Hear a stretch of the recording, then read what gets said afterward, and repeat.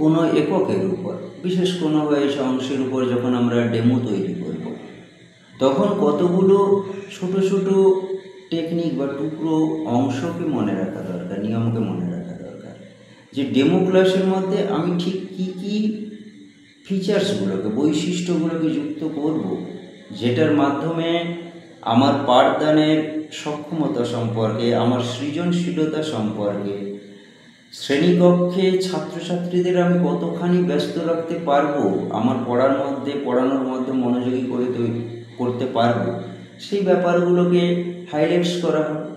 কিন্তু আমার তো শ্রেণীকক্ষের মতো ব্যপ্ত সময় ওখানে থাকবে না। আমাকে ডেমোর প্রথম 2 থেকে 3 মিনিটের মধ্যে আমাকে ম্যাক্সিমাম যে ফিচার্সগুলো রয়েছে সেটাকে ইনক্লুড করা দরকার আমার পাঠদানের মধ্যে।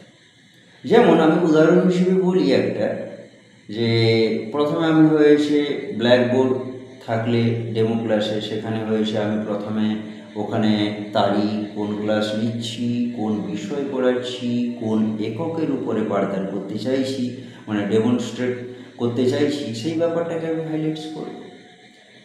এরপরে আমরা যখন এই ব্যাপারগুলোকে হাইলাইটস করবো, তার আগে প্রথমে যেহেতু শ্রেণীকক্ষে গেলে আমাদের একটা রিদিম রয়েছে যে সবাই ভালো আছো কি না এটা জানা দরকার। সেখানে তো ডেমো মানে তো আপনি প্রশ্নটা করবেন, প্রশ্ন করাই যেতে পারে যে সবাই ভালো আছো তো, আচ্ছা ঠিক আছে আমি ভালো আছি, কারণ একটু গ্যাপ দিয়ে কয়েক সেকেন্ড এইগুলো কথাগুলো বলা দরকার।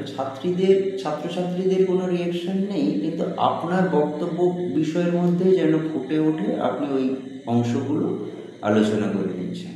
যাই হোক, এইভাবে তাহলে প্রথমে গিয়ে আমি ছাত্রছাত্রীদের সঙ্গে নিবিড় সম্পর্ক স্থাপন করলাম, বললাম কেমন আছো, ভালো, বেশ, এই সমস্ত কথাগুলো আলোচনা করে নিলাম।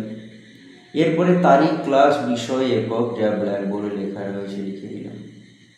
এরপরে কোনো একটা ধরা যাক আমার টিচিং ক্যাপাসিটি সম্পর্কে যারা ইন্টারভিউ নেবেন তারা জানতে লক্ষ্য রাখছেন, স্বাভাবিক কারণে আমি কী করব, যে কোনো টপিকস ধরা যাক বাংলার কোনো একটা ব্যাকরণের অংশ বা কোনো গল্প, কবিতা, যাই পড়াই না কেন, আমরা যে কোনো বিষয়, অর্থাৎ আমার গল্প বা উপন্যাসের অংশ বা কবিতা পড়াতে গেলে একটা প্রেক্ষাপট, কবি সম্পর্কে আলোচনা করা দরকার। কিন্তু এত আমাদের তো সময় নেই ওখানে।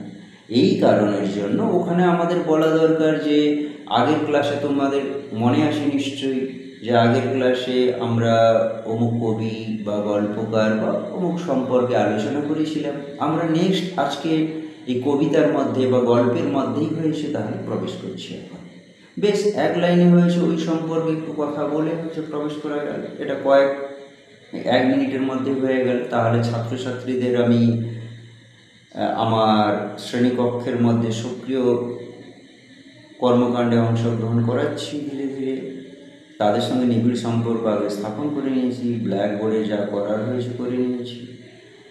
এরপরে আমি একটু পড়িয়ে ফেললাম, 3 থেকে 4 লাইন বা 5 লাইন যতটুকু আমি দেখব পড়ানো সম্ভব 1 থেকে 1.5 মিনিটের মধ্যে, সেইটুকু পড়ে যেটুকু জিস্ট বলা সম্ভব সেটা বললাম।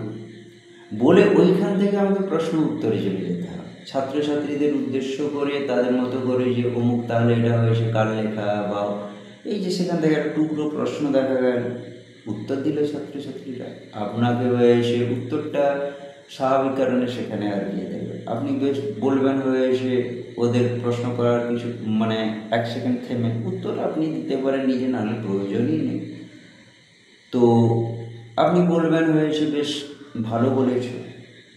এরপরে নেক্সট অংশ চলে যাবেন এইভাবে। কয়েকটা আবার 9, 10 ছোটো ক্লাস যদি হয় তাহলে আমাদের ব্ল্যাকবোর্ডে কোনো বানান, স্পেলিং বা কোনো কিছু হলে নামটা লিখে দেওয়া দরকার। এতে বোর্ড ওয়ার্কও সঙ্গে সঙ্গে হয়ে গেল। অর্থাৎ একজন শিক্ষক কতখানি দক্ষ পাঠদানে সেটা প্রথমে দেখা হয়ে গেল। সঙ্গে সঙ্গে দেখা হচ্ছে যে তার শিক্ষণ যে পদ্ধতিটা, তিনি কিভাবে তার উল্টো দিকে বসে থাকা শ্রেণীকক্ষে ছাত্রছাত্রীদের তার পড়ানোর মধ্যে নিয়োজিত করতে পারছেন, সেই ব্যাপারগুলো দরকার। তিনি কিভাবে অনুপ্রেরণা দিচ্ছেন ছাত্রছাত্রীদের, কিভাবে ভালো ইত্যাদি ইত্যাদি উৎসাহ ব্যঞ্জক কথাগুলো বলছেন, সেগুলো হয়েছে তারা মার্ক করেন। এইগুলো পুরো প্রসেসটা হয়েছে আমাদের করতে হবে গভীর আত্মবিশ্বাসের সঙ্গে। যদি আত্মবিশ্বাসের খামতি ঘটে, যেটা হয়েছে একজন শিক্ষক বা শিক্ষিকার ক্ষেত্রে হয়েছে মাইনাস পয়েন্ট, সবচেয়ে দুর্বল জায়গা। এই জন্য খুব স্পন্টেনিয়াসলি কোনো সেলফ কনফিডেন্স রেখে এইভাবে বৈশিষ্ট্যগুলোকে তুলে ধরা দরকার। প্রথমে তাহলে ছাত্রছাত্রীরা কেমন আছে একটা নিবিড় সংযোগ করব, এইটার সঙ্গে সঙ্গে সম্পর্ক স্থাপন করব, সঙ্গে সঙ্গে ব্ল্যাকবোর্ডে লিখে ফেলবো যা লেখা, তারিখ, ক্লাস, বিষয়, একক।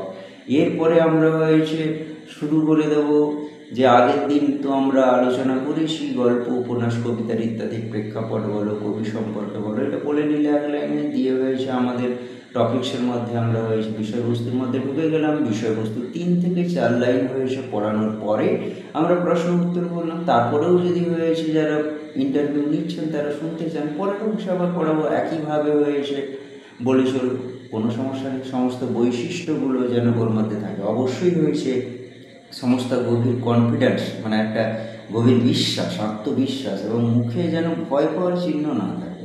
একটা স্মিত হাসি রেখে ব্যাপারগুলোকে উপস্থাপন করা দরকার। তো আমি এই নিয়ে হয়েছে গল্প, কবিতা এবং হয়েছে ব্যাকরণ, এগুলো একটা করে টপিকস আমি আলোচনা করার চেষ্টা করব, আমি বলেও ছিলাম। তো এখানে হয়েছে যদি গ্রামার পড়ায়, গল্প উপন্যাসে তো ওইভাবে আলোচনা করে নেব, কিন্তু গ্রামার পড়ালে একইভাবে আমি সংযোগটা করে নেব। কিন্তু গ্রামারের বিষয়বস্তুর মধ্যে ঢোকার আগে আমি ধরা যাক হয়েছে ধাতু ক্রিয়াপদ পড়াচ্ছি, তাহলে হয়েছে আমি অধ্যায় অংশটার নাম বলে আমি প্রথমে উদাহরণ দিয়ে একটা পদ্ধতি বিশ্লেষণ করব। প্রথমে আমি সংজ্ঞা বলে দেবো বা ব্যাপারটা কী বলে দেবো, তারপরে উদাহরণ লিখবো এমন না।